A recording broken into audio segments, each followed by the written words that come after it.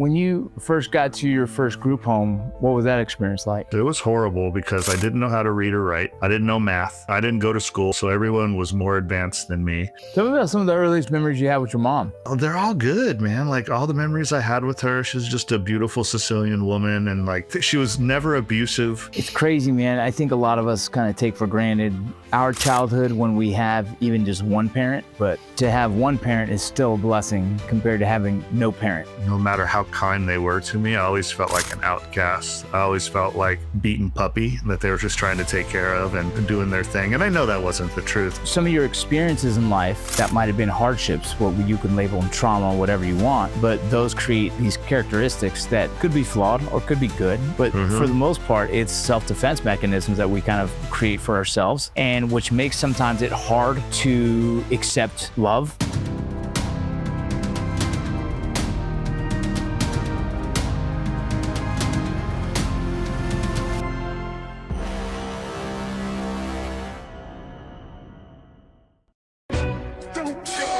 Welcome to the Vinny Roc Podcast. I took the blows and did it my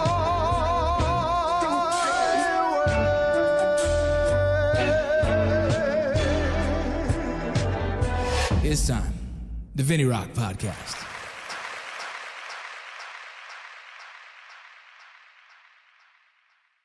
All right.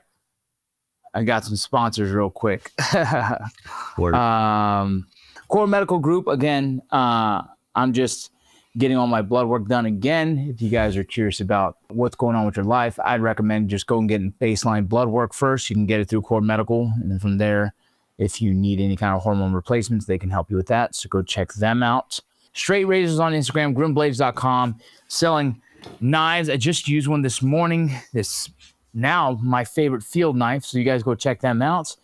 And MGS is a online accredited education, so you guys can go check them out, and they help teach you how to do different things with armor work from home. So it is considered gunsmithing education and armor education. That's what it is. Go check out MGS Trade School. So I'm actually thinking about doing it myself. They also have a couple other little things like a writing program, which is outside of MGS, but something cool. But you recently wrote a book, didn't you? Yeah, sorry, I was messing around. No, I'm not worried about it, dude. You recently wrote a book. Is your book going to be out yet? Yeah, it's out. It got published last May. Pretty blessed that that's actually out there now. The struggle to get to a publisher was, God, it was hard, man. Yeah, I try and explain to people how like that process is not as easy. I just had a call with someone. I do a lot of mentorship for people who are writing, and that's like trying to explain to them like, look, I've written 4 books before I got an opportunity to actually work through a publisher. Yeah. And the only thing that got me to a publisher was the fact that it was a border conversation, because every one of my other books, people were like, no one cares. So I had to self-publish. Yeah, exactly. Who did you publish through? So, I mean, it wasn't like great, right? So like I got denied hundreds of times, tried to find literary agents, did all the things that we normally do. And my wife found this hybrid publisher in Northern Virginia called Mascot Books, where they do both the ebook and then the hardcover book. But I had to pay to play, man. So it was like being a first time author. I had to put some cash down for them to actually do that, to pay for my own books and all that stuff. Do you own the rights to your book though, right? Yeah. Oh yeah. I do. I mean, and the royalties are pretty good too. I think it's like an 80-20 split, which is actually really nice. And then really I get, good. yeah, and I get most of the money that comes out of the Amazon and Barnes and Noble sales and stuff like that. That's good. And how's the book sales going?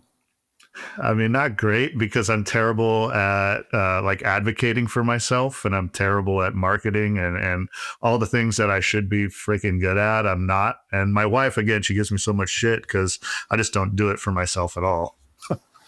Yeah, I get it, dude. I have a business partner and he's the one who tries to tell me, but I am terrible at anyone telling me like I should promote myself. And that's actually, it's why I just don't. I don't know. I don't like it at all. Let's see. Where can someone find it right now? Let's just talk about that. So, I mean, there's a couple like hard store Barnes and Nobles, but it's mostly on Amazon and Barnes and Noble online. But no, You like want to what give you were just, you want to give them the title real quick? yeah, it's called Resilient, a story of group home survival. Boom. And I'm going to show you guys what it looks like right now. I like the cover, bro. Yeah, thank you, man. I appreciate it. Yeah, that actually took longer than the editing of the book at the publisher because they just kept. Are you allowed to cuss on this or no? Yeah, do whatever you want. Oh, okay. Yeah, they kept fucking up what I asked them, the vision that I said. So that's supposed to be a jacaranda tree, and I don't know. You grew up in Texas, right? I didn't grow up in Texas, but I lived in Texas for a while. So in SoCal, there's a lot of jacaranda trees in Orange County, close to the coast there, and that's a huge visceral memory for me. And the publisher just did not get it, so it took a lot of back and forth for them to understand like the loneliness that you see in that picture. I get it, and I'm looking at actually the tree that you're talking about, man. It's a beautiful tree, you know that, right? Yep. This is the kind of Yep, exactly.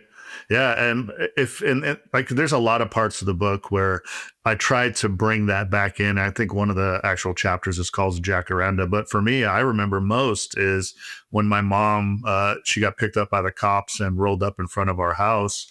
It was right in front of this big jacaranda tree in Fullerton, California, and like for me, it's like the most defined memory I have, and the last time I ever touched her. Crazy, I mean, I was only 5 years old. Wow, man. Well, let's talk about it, man. I know that we had a phone call before, and you talked about you wanted to talk about your life, and in this book that you really highlight, you know, growing up in the foster care system, essentially, right? And Pretty some much, of the hardships, some of the hardships that you went through, and I mean, if there's a platform for it, I'm ready to have it, man. I appreciate it. Let's start with just. Give us your name, and then I would love to hear the beginning of your story. Sure. Yeah, I'm Jeremy Bracamontes. I go by JB because nobody wants to say an 11-letter last name like that. And then in the military, nobody wanted to say that shit at all. I mean, I remember in boot camp, I was just always getting cycled because I was the last one writing that in my chonies, you know? But yeah, so for me, I've been very blessed, man. God has always put someone in my path to stop me from going down towards the darkness that we all know in this world, especially trying to survive without family and love. But I got taken away when I was 4 years old from my mom. My dad died when I was 5 from lymphoma. He was also a heroin addict like her. And then I just like busted around in group homes for a long, long time in Orangewood, which is a huge like foundational orphanage in Orange, California, where, you know, hundreds and hundreds of kids go when they're trying to transition between family and being wards of the court. Yeah, man, it was a crazy little journey. And then when you talk about the doctrine of foster homes and orphanages and being adopted and adoption process, that's all out there. There's a ton of that out there. There's nothing on living in a group home. And I was like, we gotta talk about this, and we gotta write about it, and people gotta know about these kids and if they are surviving. Tell me about some of the earliest memories you had with your mom. I mean, they're all good, man. Like all the memories I had with her, she was just a beautiful Sicilian woman, and like everything. She was never abusive. Of course, she had neglect because she was so addicted to heroin. But I have a lot of great memories with her of, you know, it's like cooking and like going out together. But again, I was just a little kid. So everything at that point is, you know, you worship your mom. But yeah, like I have curly hair, but she has like long flowing curly hair. My daughter has the identical hair of her. And yeah, there's nothing I can say that's bad about her because we all know what addiction is, you know? Yeah. Yeah. So when you first got to your first group home, what was that experience like? Oh man, it was horrible because I didn't know how to read or write. I didn't know math. I didn't go to school. I wasn't in school. So everyone was more advanced than me. I got made fun of a lot because I was really, really small. And I was one of the only kids in these homes that actually didn't have any family coming to look for me. There was nobody. I was alone and gone. Like, so there was nobody coming on the weekends to, you know, pick me up and take me out or anything like that. So it was hard and isolating. And I was picked on a lot for that because, you know, I mean, why wouldn't that's an easy target for some kids. It's fine, but that was a tough time to live. It's crazy, man. I think a lot of us kind of take for granted our childhood when we have even just one parent. I was fortunate enough to have both, right? But to have one parent is still a blessing compared to having no parent, right? And no family to show love and affection. You're now surrounded by strangers who might, one or two might show you some love, but it's not this like family kind of, very familiar kind of love that most of us are lucky enough to have. Yeah, I mean, that's a good point. Yeah. So the thing that like your audience really should know too is in foster care, you do have a mom and a dad, or mom or a dad, or siblings, and it's a house environment. There's a lot of love there. You have freedom. In group homes, it's static. It's cold. You have staff members at 3 different phases. They have the morning shift, the day shift, the night shift, and it's minimal manning for night shift. They have a house parent who's really not around, and just to make sure the business is running, because that's what it is, right? It's a 6-bed business that a company owns and gets money from the state. You have psychologists, psychiatrists, social workers, therapists, all sorts of different work people, but no love. There's no personal connections. And a lot of times it's nothing against them, right? These staff members, they're trying to get their master's in clinical psychology, or they're trying to educate themselves and do a residency and have this time saying that they supported, this so-called group home or foster home. And then they move on. And then these kids are abandoned already, and then they get abandoned again. And it's a long drawn out process for those poor kids. For the audience, can you, and those who don't know, can you explain the difference between foster care and group homes, and what separates the two, and what stops one person from going to one or the other? Like, how's that work? Yeah, it's pretty lucky if you get into foster care, and it gets a bad rap. Foster parents get a bad rap.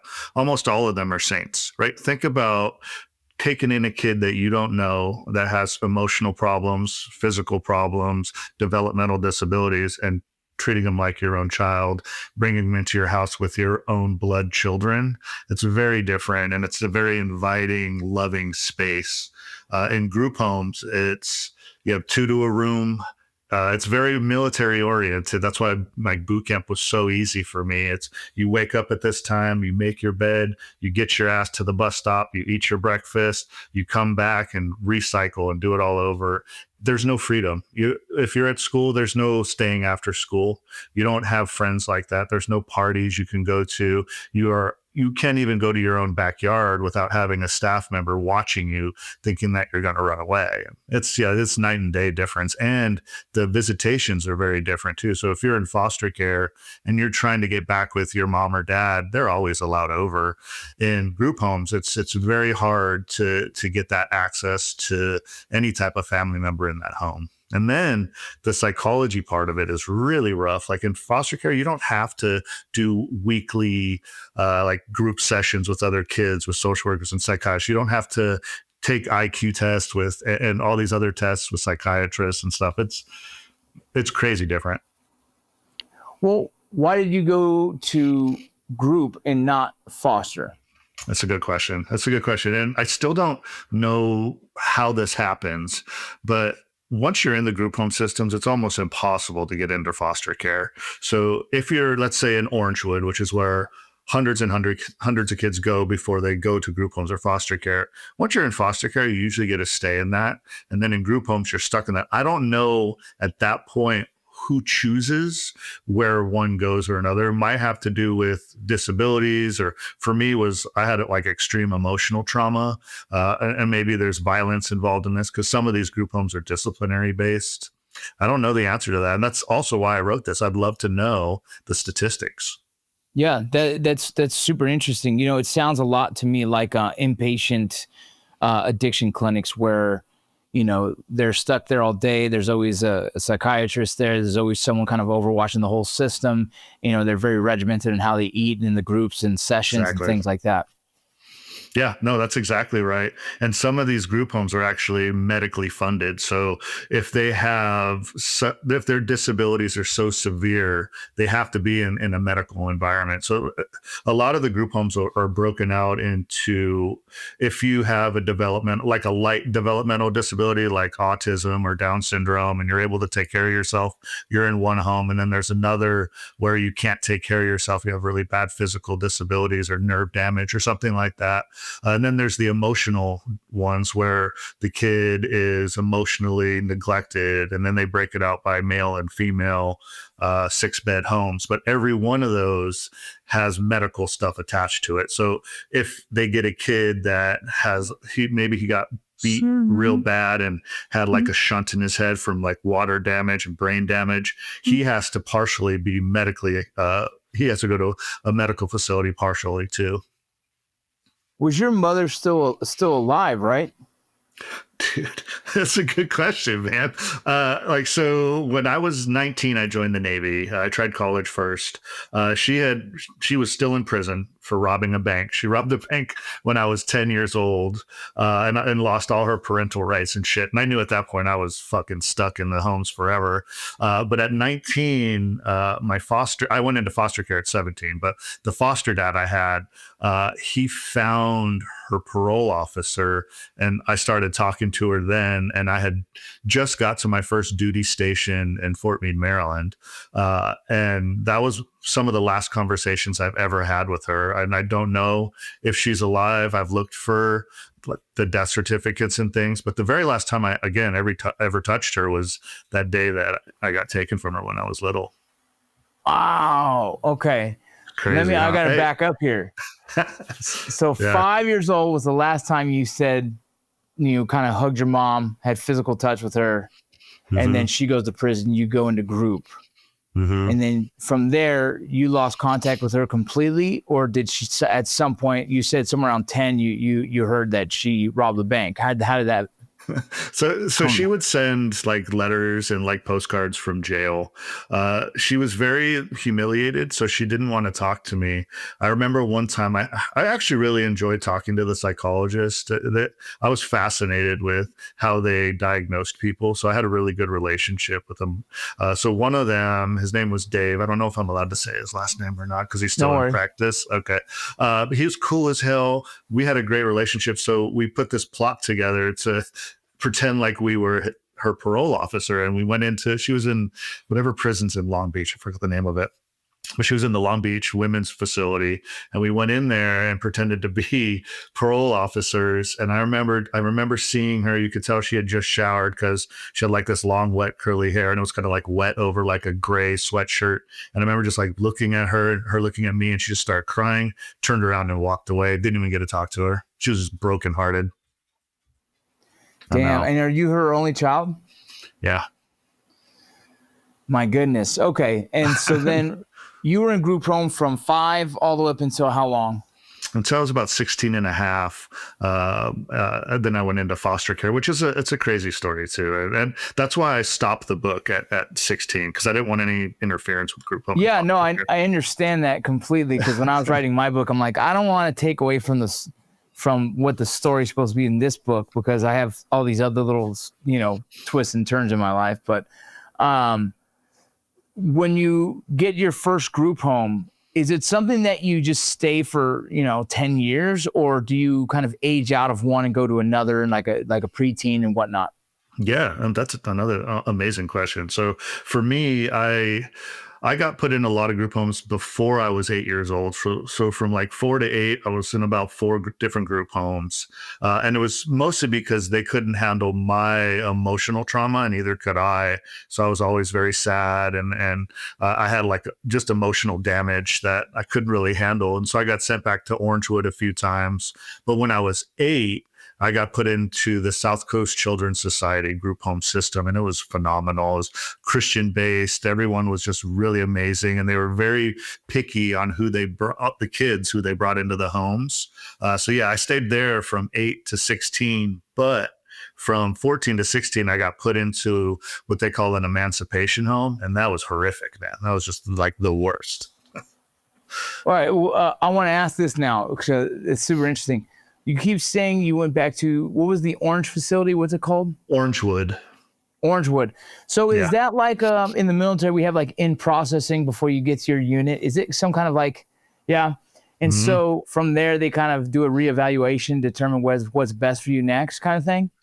Oh yeah, for sure. And sometimes you get stuck there. I was stuck there for long periods of time, and it was tough. And watching other kids like get in and out, and family, like most of the time the family's coming for them. I never had family coming for me. I will tell you though, I was very blessed when I was about 6 years old. I was in a group home called Child Help. I think it's still around. And I got a CASA. Have you heard of what a CASA is? No. They're court-appointed special advocates. It's like a big brother, but they're your advocate in court. So they're your voice in court. For me, I was so lucky because that family, they were a Sicilian family, and my mother's side was Sicilian, and so we immediately blended. And he was a World War II navigator, ended up getting out and was a flight testing engineer. What was McDonnell Douglas, and I think they got bought by Boeing or Hughes. He was a phenomenal stoic, exact opposite of me. I'm like emotionally driven. He was very stoic and kind and silent, and I was the opposite. So we were like perfect for each other. I was always talking loud, too emotional. And so I filled the void for him. And I'm pretty sure he knew immediately that he had saved me. And I stayed with him and his family like every weekend until he died when I was 16. And that destroyed me. You know? Yeah. He's one of the bigger father figures in your life, huh? Oh, for sure. And his family was wonderful too. He had a huge family. He had 4 kids and grandkids, and like lived in Huntington Beach right on the water. I was like, thank God, how'd this happen for me? Man, I can't even imagine being that young. I have a 5-year-old now, and like, he's like the sweetest thing and super like just connected to us. You know what I mean? Like, I've been very blessed recently to be home more for these little ones and seeing their life, that now I actually kind of put things in perspective like that. Thinking of your story, man, it's got to be incredibly hard. When you say that they couldn't handle your emotional trauma, was it more like, were you in kind of a depressive state that was just not manageable? No, I was always very happy kid, still am. I was always was wanting attention and stuff, but I think it's because I was always there. I had nobody coming to take me away. And so the group homes always had to do maximum staffing when I was around. And I also had some stomach problems because of my emotions. So they would have to take me to the Chalk Hospital, which is like the Children's Hospital of Orange County, for different things like that. And I think I was just too much for some of them. Yeah. But I wasn't violent. Yeah. I wasn't like aggressive, violent, mean, cruel. I just, I was a little boy that had emotional problems at the time. Yeah, that's super tough. Yeah, so these group homes, they're not, it's funny, I didn't know there was a difference between group homes and foster care, but now that I've seen a little bit of TV that kind of speaks on it, I understand that the foster care is essentially foster parents bringing kids into their family and having them live a kind of a normal lifestyle as much as possible, getting enrolled in schools and blah, blah, blah. Yep. So that would be very similar to just being adopted. Like, that's what that would be close to. And then your situation as group home to group home, that's more like almost like a medical overviewed setting. Yeah, it's literally like an orphanage, even though some of the kids have family. I guess you can't call it that because they're not orphans. But yeah, medical facility is probably the best way to push that because it is so static. Yeah. Did you not have any uncles or aunts? I'll tell you what, man, I do. And so like my dad's side of the family, they were Mexican and Mexican Indian. The Juaneño tribe are the mission tribes up California's coast. All those motherfuckers knew I was in the homes, but my mom was a home wrecker apparently, and took my dad away from that culture. And so anything that dealt with me, they knew I was there. But nobody ever looked for me, man. Not once, until I got a little older. Then my dad's brother, Dennis, he reached out to me later in life, but they knew where I was. Everyone knew where I was, and we were all in the same county. Same county. Oh my goodness. Yeah, man. Yeah. I know. And that's for me, I'm with my children too. I'm all about forgiving and forgiveness and apologizing and being humble with that. But that's still to this day, one of the very few things I'm struggling forgiving. Because if I knew that I had one of my family members stuck in one of those homes, they would not be there that day. I'd No, go get them. not in know? our world. My world, Mm-mm.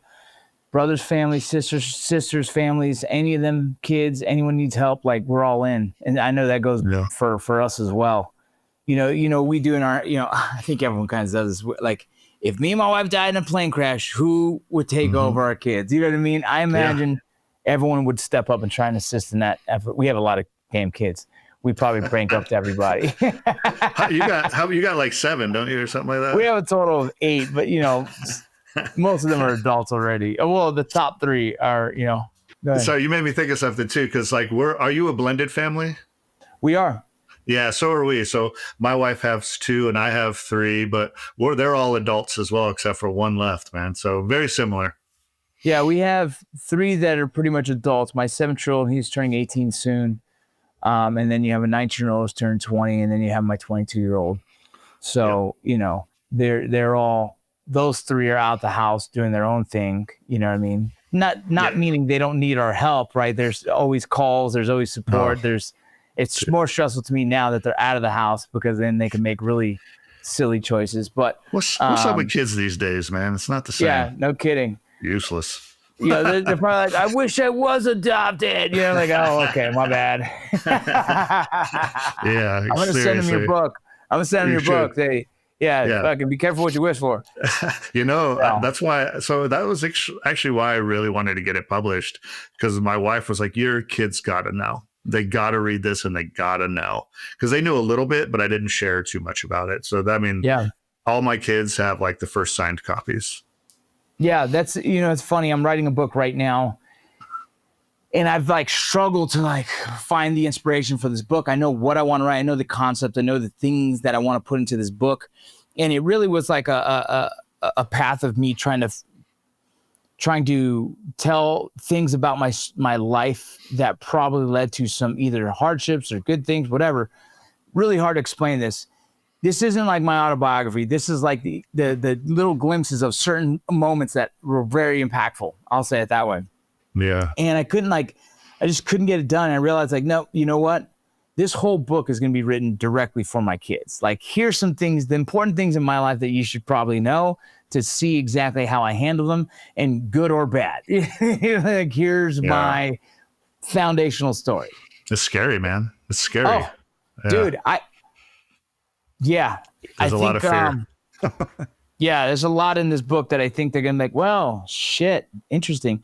But, I think us as parents, it's important for us to really let them know kind of what were the building block, good or bad, that kind of made us the person we are today. And hopefully that they learn from those, you know what I mean? Or they have a little bit, maybe appreciation of like, all right, I see what you came from and then what you've done with it, and thank you, kind of thing. Something, I don't know what it is. I hope so too. I haven't seen that yet for my kids. No. Like, come on. No, my kids are like, Dad, you were terrible. Like, oh, I know, I tried. It's crazy too, though, because, and this is probably deeper for you with your soft background, but for me on the support side, oh, dude, everybody now knows about all the deepest, darkest pain points of my life, and they're probably going to know that about you too. And that's something so scary, because a lot of these guys that are tough as shit, humble as shit, they don't know that. Well, that was, that's been a big reason why things like this podcast and some of my other writings, I've been very vulnerable in telling my story. Early on, I just started doing public speaking, and I say these intimate moments in my life, and people would be like, dang, man, I felt like you were telling my story. And, that in a way filled my cup, as like, I'm glad because I'm not alone, but also they're not alone and they don't feel alone. And so that's why writing became so important for me, is like, how can I continue to tell my story that makes, hopefully impacts or inspires or heals or helps in any capacity? Well, then, so be it. I think also in my walk with God is I've learned a lot about that, is like, if I can tell my story in a way that just helps serve others, then so be it, And so it's kind of the path I chose to take. Dude, God is good, man. I absolutely believe that me and you probably would not be here without our faith. Yeah, absolutely. Let me ask, man, I want the audience to go and read the book, but tell me one of the stories that you think are impactful in your book that you learned a lot from, and that kind of made you a better man today. Yeah, I think for me, it's a lot, but I think when I was with my Casa, his name's Bob, I just called him Grandpa. So when I was with my grandpa on the weekends, he'd have his actual family there, and they all came from, married, lots of siblings. Everyone was very blessed in that family.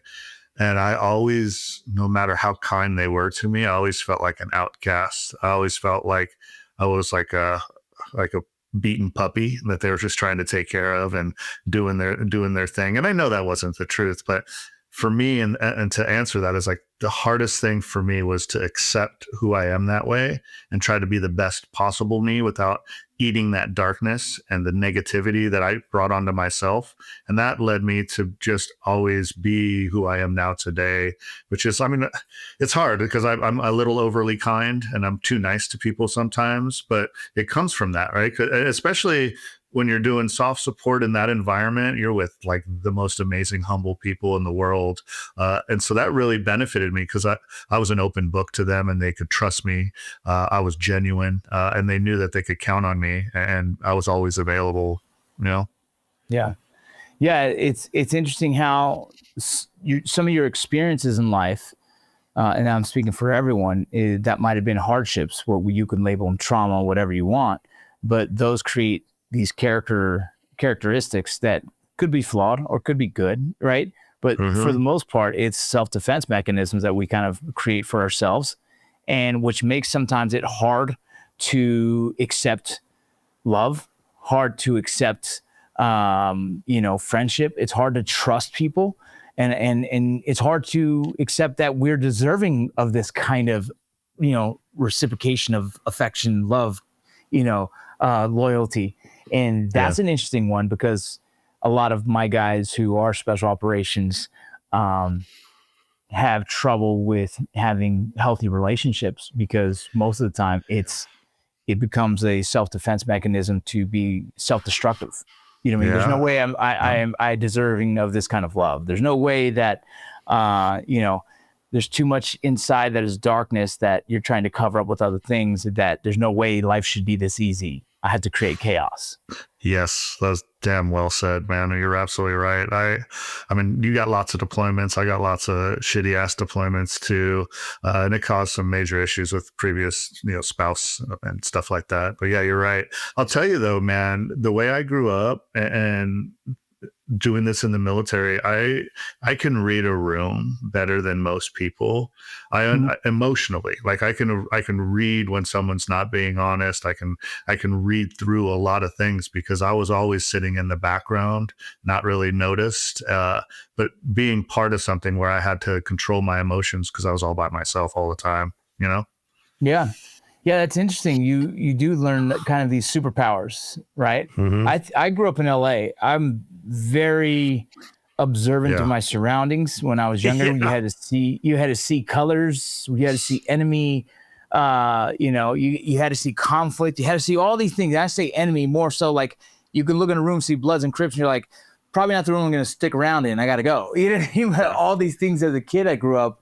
It was like a superpower of having some street smarts and like identifying potential chaos could be happening. And because when you grew up in the 90s in LA, it was very heavy gang. You know what I mean? Very watch what you wear, how you act, and watch where you go.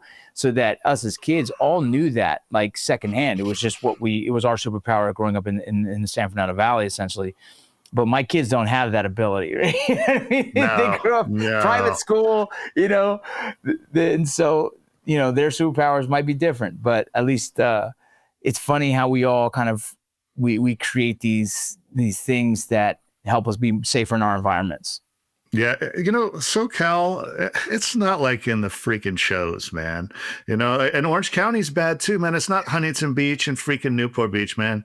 Costa Mesa had all the mobs, man. It Yes, had the it did. Korean, right? And that's where I grew up, man. And like my whole life, it was like the Korean mafia, family mob, all the Mexican cliques, like everything out there was so hard. And me on the group home side, I had to go in with all the other kids trying to get my free lunch and shit. And yeah, man, you're right. Like I kept my head down a lot. Yeah, man, it was funny. I had to, in LA, there's a thing where they hit you up and they say, where you from? Right? Yep. I don't know if they do that where you grew up, Oh, yeah. but Oh, yeah, know, whether they're doing it because they're asked to do it to show, to show some nuts and fucking rep their crew. Yep. But I got hit up all the time because I did dress in the same character culture like anyone else in LA at the time. Yeah. But I'm just a baseball player, right? I'm a football player and a baseball player. And so I always like, I'm from nowhere, bro. And you sit there and think like, all right, what are they going to say next? Do I have to fight them or not? You know what I mean? And it's like this really weird culture. And I was explaining this to my wife and she's like, why did you grow up like that? I was like, I didn't choose to do that. That's LA. That was just the... I know. My wife, she's from Lake Erie, like right outside of Lake Erie in Pennsylvania. Phenomenal family and like just a very small community. And my crew that I grew up with, we were all very just different ethnicities, all crazy people. I took her to a wedding with all my old crew, and that's when she was like, "Holy shit, these are your friends!" I'm like, "Yeah," and they're amazing. Face tattoos, head tattoos, and even in the wedding dressing like thugs that didn't give a shit with their glasses on. I was like, all right. And so she saw it all, and like an amazing, like eye-opening experience for her. Cause she went to West Point, went down that path, and here I am that barely made it, Yeah. My wife's family, she's an Air Force brat. And so, she was on an Air Force base most of her life. So sheltered from just the surrounding areas until high school. And so very sheltered kind of life. And then she was 4-H, right? She just did she was like a cowgirl.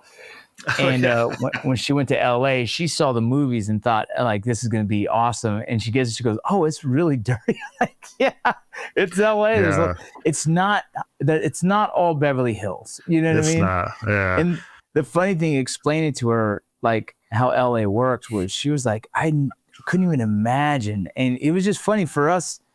It's just that's where we lived. It wasn't. I absolutely loved the way I grew up, but I did know there was a lot of things we had to be very smart about, or else you get yourself tied up in a bind. You know what I mean? You had to fight your way out of a dumb fight.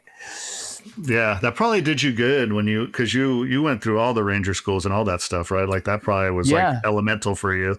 I remember hearing gunfire overseas, and it didn't throw me off because I grew up. And you'd hear a drive-by shooting. I'd go to my friend's house and I swear there was a drive-by shooting probably 3 or 4 times of me going there. And you're like, oh, and he's just like, oh, don't worry, that's down the street. I'm like, holy crap, you're a little too comfortable with this, bro. You know what I mean? During a baseball game against Compton, there was a drive-by shooting, and it wasn't towards the fields. It was actually a couple of streets down. But again, we all took a knee and looked around. But so it wasn't uncommon to hear what a barrage of bullets would sound like in the distance. And so the first time I heard overseas, I was like, those are bullets, and that's a good thing to have that kind of background going to war and being kind of like more comfortable with that environment, Yeah. And I wanted to go back too on what you said about our kids and like what they have now. We live in Northern Virginia, and they're like, oh, we had like these fights at school, and they were talking about all this like hardcore mess. I was like, kids, you don't know shit. Like you have no idea. That's not, you're in false church, dude. Come on. Yeah. It's funny, man. So my 15-year-old, he's the only one that goes to public school because the public school has a wrestling team. And so he's like, no, cool. I wanted to stay in public school. And I was like, okay, cool. And for me, I'm like, well, he's going to get to experience some public school lifestyle, which is different from what he's ever experienced because he's a private school kid. And there's these fights that happen in school, dude. And he's coming home like, Dad, they're crazy. Like people getting stomped and everything. I'm like, yeah, dude. And so we caught him in his room shadowboxing at night, trying to get ready. Nice. Just to get And in my head, I'm thinking like, oh, this is great because the kid is learning like he's got to be ready, right? Yeah. So I don't want my son ever getting hurt, but I do like him having a little bit more street smarts than the kind of the private school environment. you know? It's pretty badass that he chose that to follow his passion of wrestling. That's awesome. The drive that it definitely, it put a little smile on my face. Like, that's cool that he's willing to go through that and he doesn't have to, right? We'll pay the private school. Yeah. But, we're moving to Utah soon. He's going to go back to private school. Wow. And then my next thought is like, oh, he's going to take over the school. Wow. Utah. Why are you guys moving to Utah? We lived there for a while. We really love it. We really love we love the environment of it. The mountains, the culture is pretty cool. It's very clean cities. They have a lot of hiking and camping, things that we like to do as a family that don't cost much, right? We have a big family, so it's nice to be able to just go hike for, go camping for a weekend and not spend too much. I'm still broke from trying to deal with raising those kids, man.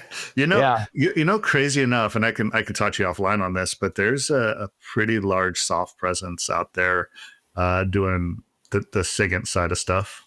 Yeah. No, I know a lot. I have okay.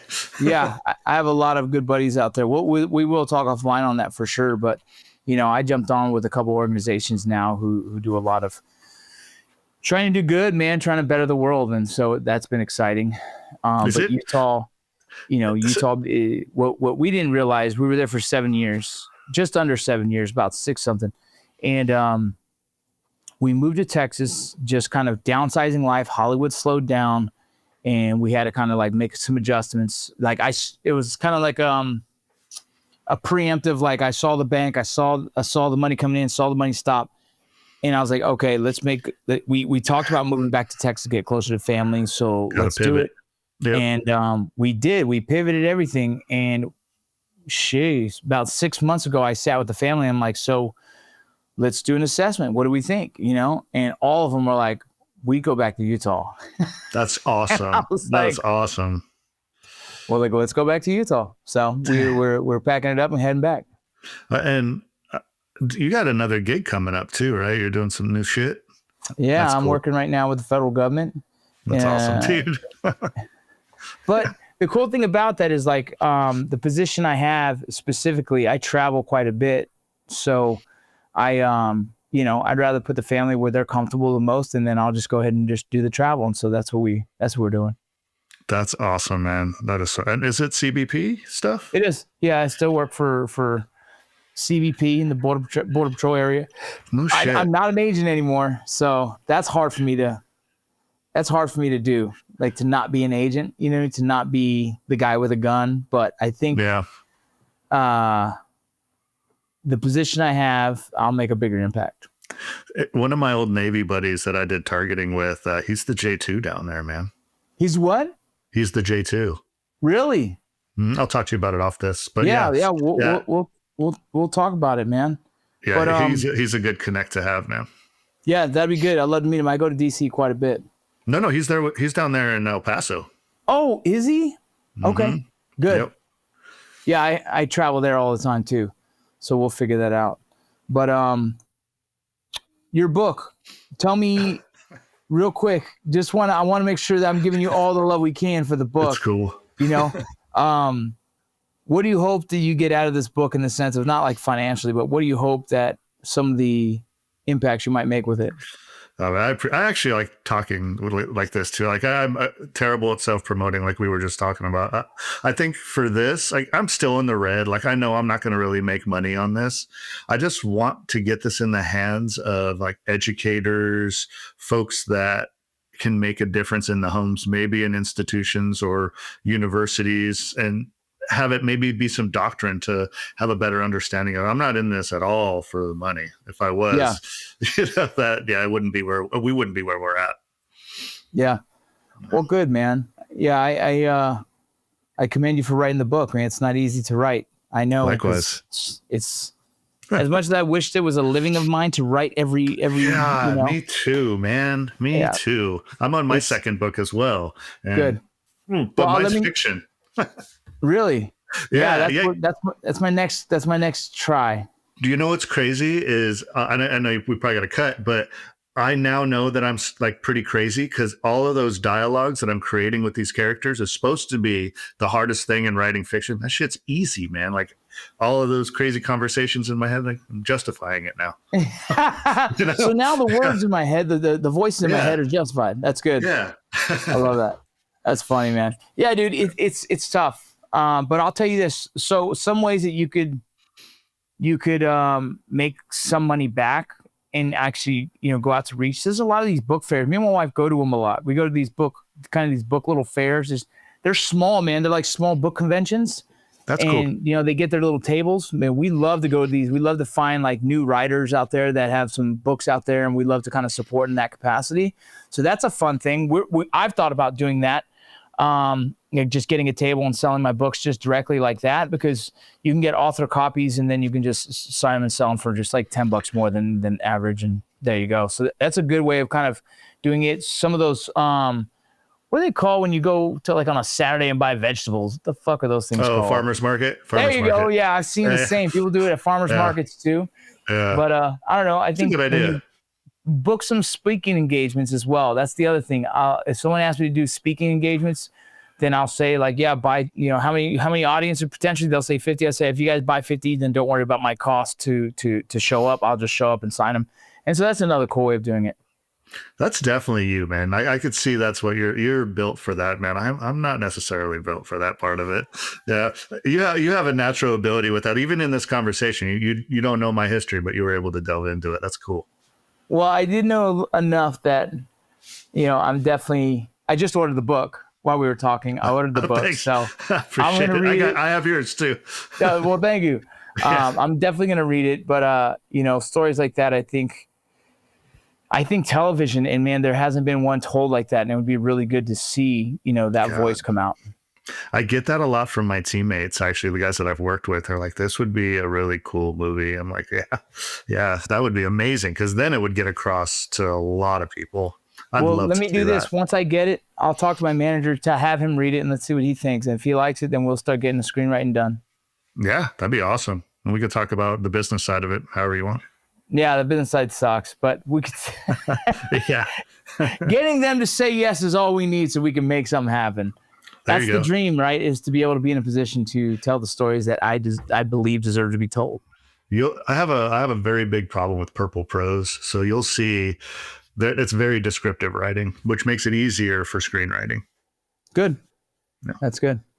Well, dude, I really appreciate your time, man. Thanks for coming on and thanks for telling your story. Thanks, brother. I appreciate you. Yeah, I appreciate you as well. We've been planning this for a while, and I'm glad we finally got it done. Thanks for staying on top of me. No, thanks for doing everything that you're doing, man. You got a lot going on for people. It's amazing. Thank you. I appreciate it, bro. Yep. All right, bro. Take care.